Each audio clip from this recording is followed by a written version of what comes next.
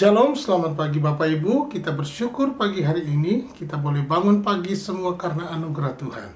Sebelum kita membaca dan merenungkan firman Tuhan, mari kita berdoa. Terima kasih Bapa Surgawi, pagi hari yang indah ini kami boleh bangun pagi. Di hari Minggu ini Tuhan, kami bersyukur kepadamu. Kami boleh datang beribadah, memuliakan namamu, mengagungkan namamu, mengerti firmanmu, belajar firmanmu dari hari ke hari. Berkati setiap kami Bapa, kami percaya Engkaulah pertolongan kami. Di dalam nama Tuhan Yesus, beri kami hikmat, akal budi, kecerdasan untuk mengerti kebenaran firman-Mu. Dalam nama Yesus Kristus, haleluya, amin. Iya Bapak Ibu yang dikasihi Tuhan, kita akan membaca di dalam Efesus, di mana kita belajar tentang tubuh Kristus. Kabar baik hari ini, apa yang diajarkan oleh Rasul Paulus kepada jemaat di Efesus. Demikian firman Tuhan. Sebab itu aku menasihatkan kamu, aku orang yang dipenjarakan karena Tuhan, supaya hidupmu sebagai orang-orang yang telah dipanggil berpadanan dengan panggilan itu. Hendaklah kamu selalu rendah hati, lemah lembut, dan sabar. Tunjukkanlah kasihmu dalam hal saling membantu, dan berusahalah memelihara kesatuan roh oleh ikatan damai sejahtera. Satu tubuh dan satu roh, sebagaimana kamu telah dipanggil kepada satu pengharapan yang terkandung dalam panggilanmu. Satu Tuhan, satu iman, satu baptisan, satu Allah dan Bapa dari semua, Allah yang di atas semua dan oleh semua dan di dalam semua. Tetapi kepada kita masing-masing telah dianugerahkan kasih karunia menurut ukuran pemberian Kristus. Itulah sebabnya kata Nas, tatkala ia naik ke tempat tinggi, ia membawa tawanan-tawanan, ia memberikan pemberian-pemberian kepada manusia. Bukankah ia telah naik, berarti bahwa ia juga telah turun ke bagian bumi yang paling bawah. Ia yang telah turun, ia juga yang telah naik, jauh lebih tinggi daripada semua langit, untuk memenuhkan segala sesuatu. Dan ialah yang memberikan baik rasul-rasul maupun nabi-nabi, baik pemberita-pemberita Injil maupun gembala-gembala dan pengajar-pengajar, untuk memperlengkapi orang-orang kudus bagi pekerjaan pelayanan, bagi pembangunan tubuh Kristus, sampai kita semua telah mencapai kesatuan iman dan pengetahuan yang benar tentang anak Allah, kedewasaan penuh dan tingkat pertumbuhan yang sesuai dengan kepenuhan Kristus, sehingga kita bukan lagi anak-anak yang diombang-ambingkan oleh rupa-rupa angin pengajaran, oleh permainan palsu manusia dalam kelicikan mereka yang menyesatkan, tetapi dengan teguh berpegang kepada kebenaran di dalam kasih kita, bertumbuh di dalam segala hal ke arah Dia, Kristus yang adalah kepala.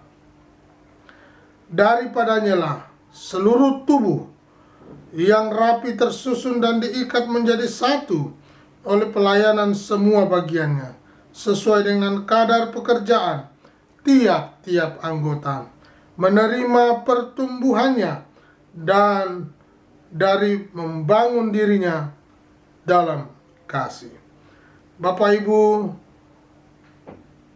kita bersyukur pagi hari ini kita sudah membaca apa yang diajarkan oleh kebenaran firman-Nya melalui hamba yang dikasihinya, Rasul Paulus, kepada jemaat di Efesus. Berbicara tentang gereja, tubuh Kristus. Nah, perhatikan, ada 3 hal ya yang menjadi bahaya, yang mengancam di dalam kesatuan tubuh Kristus. Ya. Perhatikan ayatnya ya. Yang pertama ini biasanya perselisihan antara orang Kristen itu sendiri. Perselisihan di antara sesama di dalam tubuh Kristus itu. Coba kita perhatikan ayat 1 sampai 3 di dalam Efesus pasal 4 ini. Sebab itu aku menasihatkan kamu, aku orang yang dipenjarakan karena Tuhan, supaya hidupmu sebagai orang-orang yang telah dipanggil berpadanan dengan panggilan itu. Ini satu. Ya. Apa yang dimaksud berpadanan? Ya, dipanggil berpadanan dengan panggilan itu. Panggilannya sebagai tubuh Kristus. Marilah kita sebagai tubuh Kristus yang bisa menjadi pribadi yang berkarakter. Ini dia. Hendaklah kamu selalu rendah hati, lemah lembut, dan sabar. Tunjukkanlah kasihmu dalam hal saling membantu. Perhatikan ya. Jadi ini bahaya di dalam tubuh. Di dalam tubuh sebagai anggota gereja, sebagai jemaat, ya. Tubuh Kristus. Ya. Hendaklah kamu selalu rendah hati, lemah lembut, dan sabar. Tunjukkanlah kasihmu dalam hal saling membantu. Ada beberapa poin dijelaskan di situ. Selalu rendah hati, lemah lembut, dan sabar. 3 poin penting ini ada di dalam diri setiap manusia, mempengaruhi pribadinya yang terus terpelihara hari ke hari. Apa yang membuat dia bisa rendah hati, dan apa yang membuat dia bisa tinggi hati, ya. Apa yang membuat dia bisa lemah lembut, dan apa yang membuat dia bisa tinggi hati, ya. Dia bisa kasar, dia bisa sombong. Apa yang membuat itu, Bapak Ibu? Dan poin yang ketiga dikatakan, dan sabar. Lawan kata sabar itu tidak sabar, ya. Ini dia bahaya di dalam gereja, di dalam tubuh Kristus, di dalam jemaat, di dalam pribadi setiap kita, anak, setiap kita, ya. Apa yang membuat rendah hati? Apa yang membuat kita lemah lembut? Apa yang membuat kita sabar? Tentunya Roh Kuduslah yang menuntun kita untuk kita senantiasa dibaharui dari sehari ke sehari, mau dipimpin dalam roh, hidup dalam tuntunannya. Nah, lalu bagaimana kalau sudah tidak rendah hati, tidak lemah lembut, dan sudah tidak sabaran atau orang yang kasar? Ya, ini dia. Dan perhatikan, tunjukkanlah kasihmu dalam hal saling membantu. Ini penting sekali. Apalagi di zaman COVID, di mana banyak orang dalam kesulitan.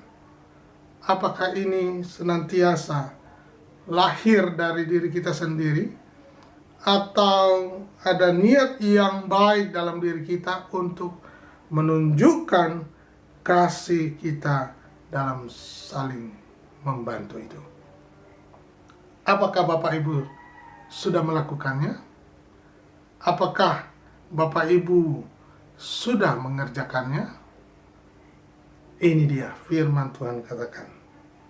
Kalau sudah, puji Tuhan. Kalau belum, mari kita lakukan. Berikutnya Bapak Ibu, bahaya yang ketiga dikatakan di dalam tubuh Kristus itu, dikatakan pengajaran sesat. Ya, dari zaman dulu sudah diingatkan sampai hari ini, ya, pengajaran sesat. Perhatikan ayatnya yang ke-14 sampai 15. Nah, ini dia. sehingga kita bukan lagi anak-anak yang diombang-ambingkan oleh rupa-rupa angin pengajaran, oleh permainan palsu manusia, dalam kelicikan mereka yang menyesatkan, tetapi dengan teguh berpegang kepada kebenaran di dalam kasih, kita bertumbuh di dalam segala hal kepada Dia, Kristus yang adalah kepala. Ini dia. Jadi kita bukan lagi anak-anak yang mudah diombang-ambingkan oleh rupa-rupa angin pengajaran. Begitu banyak penyesatan di zaman sekarang ini. Dikatakan bahwa jangan kita diombang-ambingkan. Jangan sampai kita diombang-ambingkan lagi oleh angin pengajaran yang menyesatkan. Lalu oleh permainan palsu manusia dalam dalam kelicikan mereka yang menyesatkan. Bapak Ibu bisa pikirkan itu, renungkan itu. Bapak Ibu bisa memilah mana yang baik, mana yang tidak. Allah penuh damai sejahtera akan memberikan hikmat kepada setiap kita untuk bisa membedakan ini benar, ini tidak benar, ini menyesatkan, ini tidak menyesatkan. Ini dia Bapak Ibu, biarlah setiap kita untuk selalu memperhatikan dan membaca dan juga merenungkan firman Tuhan. Biarlah pagi hari ini kita terus diberkati Tuhan. Biarlah hidup kita terus memuliakan Tuhan. Tuhan memberkati. Terima kasih Bapa Surgawi, kami ucap syukur, mengucap syukur kepadamu bahwa kami boleh bangun pagi semua karena anugerah-Mu. Mohon pertolongan, mohon perlindungan, mohon keselamatanmu atas kami. Damai sejahtera-Mu turun atas kami semua. Kami yang percaya dan diberkati Tuhan katakan amin.